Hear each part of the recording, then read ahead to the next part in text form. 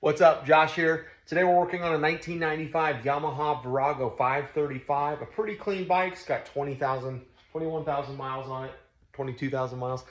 Picked this up from a couple here in town. They didn't want the bike anymore, so I'm working on it for myself. But they had said that they had let the bike sit and the fuel system got gummed up or something, and the fuel pump quit working. So he went ahead and installed a new fuel pump. That didn't fix the issue. He said he installed a new fuel pump relay. That also didn't fix the issue. So now that I own the bike, we're gonna dig into this because he wanted to know what the issue was. Let's get this figured out. First things first, I got my jump pack hooked up. We got that hooked into this main wires on this bike. And then I also have my power probe hooked up. That allows me to put this pin in any wire I want. I can apply power or I can apply ground to it. Very good tool for diagnosing. First thing I notice, we get the key on.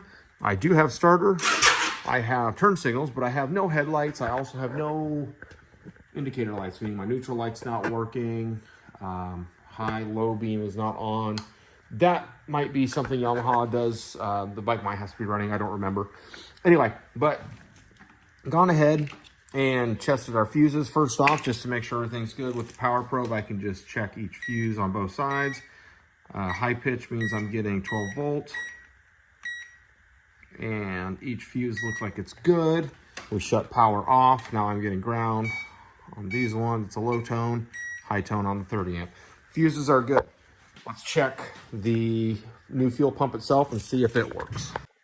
All right, Yamaha likes to cram things in here. We've got like a half tank down here and then another tank underneath the seat along with all this wiring mess. So here's the fuel pump. We follow these wires up to the connector.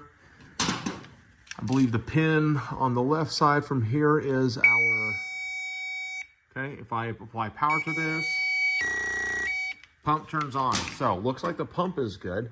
Now we just got to figure out why we do not have power coming to this connector. Let's see where these wires go. All right, so I take the tank off so I can kind of see what's going on here. I have traced these wires. We have a black and then a blue with a black tracer. Follow those wires up to the main harness. That comes up into this box, which is like kind of a fake air cleaner looking thing. Disassembled the whole thing. Wire comes out here. This is what I'm assuming is the fuel pump relay. Looks like we have power at 1, 2, 3 of them and nothing at the fourth one, which is the wire that provides power back to the fuel pump.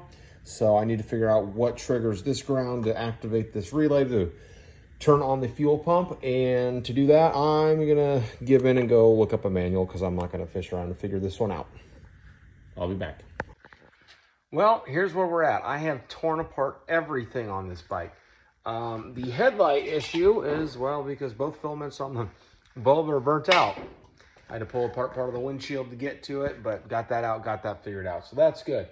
On to the next thing. So the fuel pump. I cannot get the fuel pump to run right. The only thing that controls the fuel pump is turning the ignition switch on, and then this half of this igniter box runs the fuel pump.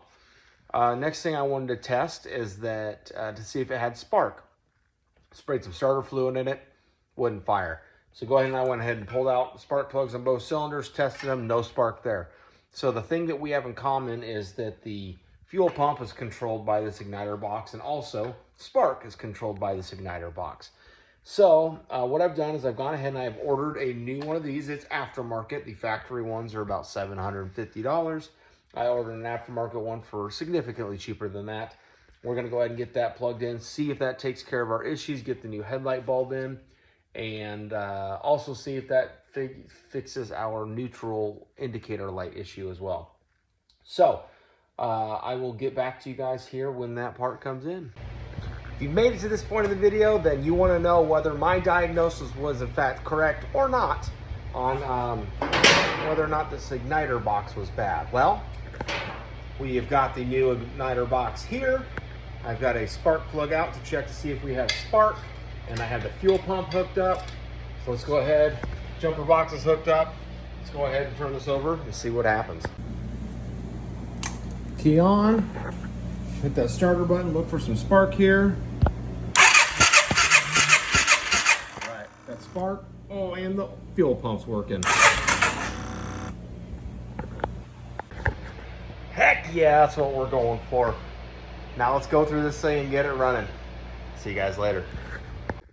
One last thing I wanted to throw in here, y'all, is that the headlights on this thing weren't working. I couldn't figure out why. We'll come to find out. This switch was sticking, not allowing the lights to work. So we got the new headlight in, now we got this working.